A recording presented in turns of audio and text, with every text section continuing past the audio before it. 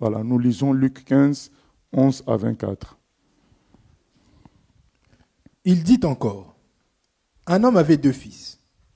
Le plus jeune dit à son père, « Mon père, donne-moi la part de bien qui doit me revenir. » Et le père leur partagea son bien.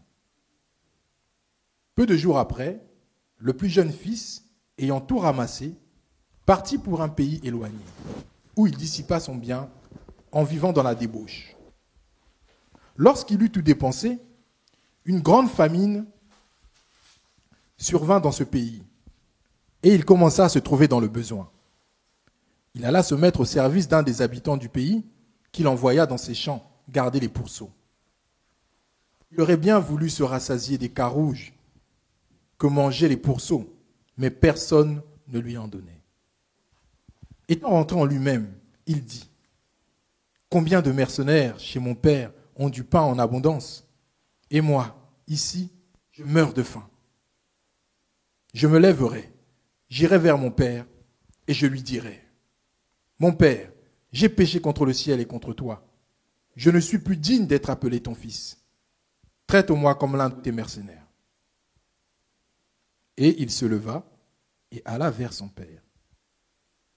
Comme il était encore loin, son père le vit et fut ému de compassion. Il courut se jeter à son cou et le baisa. Le fils lui dit, « Mon père, j'ai péché contre le ciel et contre toi. Je ne suis plus digne d'être appelé ton fils. » Mais le père dit à ses serviteurs, « Apportez vite la plus belle robe et l'en revêtez. Mettez-lui un anneau au doigt et des souliers aux pieds. Amenez le veau gras et tuez-le. Mangeons et réjouissons-nous, car mon fils que voici était mort, et il est revenu à la vie. Il était perdu, et il est retrouvé. » Et ils commencèrent à se réjouir. Amen. Quel accueil extraordinaire, joyeux, rempli d'amour pour ce garçon qui a fait des grosses bêtises. Je crois qu'il a dû se dire, mais j'aurais dû revenir depuis longtemps. Pourquoi j'ai traîné ainsi? Parce que il n'était pas encore fatigué de son état. Il voulait se battre tout seul. Il voulait se relever tout seul. Certains peuvent dire, mais non, il ne retournait pas parce qu'il avait honte. Bien-aimé, quand on se retrouve à l'hôpital et que c'est des jeunes qui nous soignent, parfois nous sommes dénudés. Il n'y a plus la honte, puisque ta vie est en jeu, parce que tu as peur de souffrir et de mourir. Un prédicateur a dit un jour, quand vous parlez aux gens de Dieu, quand ils ne viennent pas, c'est parce qu'ils ne sont pas encore fatigués. Et il peut se retrouver dans les pires conditions. Il peut se retrouver à 95 ans, pratiquement impotent, mais tout en ayant un bon chéquier qui lui donne l'orgueil de penser qu'il est quand même en forme.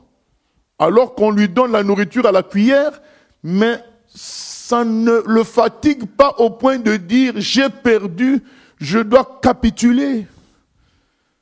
Quand est-ce que tu vas te fatiguer pour dire « Seigneur, j'ai toujours fonctionné avec ça, j'en peux plus.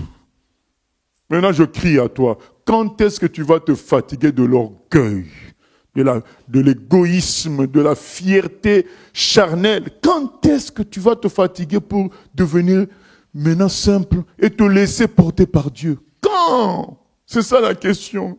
Tu veux quoi? Un pharisien pria Jésus de manger avec lui. Jésus entra dans la maison du pharisien et se mit à table. Et voici, une femme pécheresse qui se trouvait dans la ville, ayant su qu'il était à table dans la maison du pharisien, apporta un vase d'albâtre plein de parfums et se tint derrière aux pieds de Jésus. Elle pleurait et bientôt elle les mouilla de ses larmes, puis les essuya avec ses cheveux, les baisa et les oignit de parfum.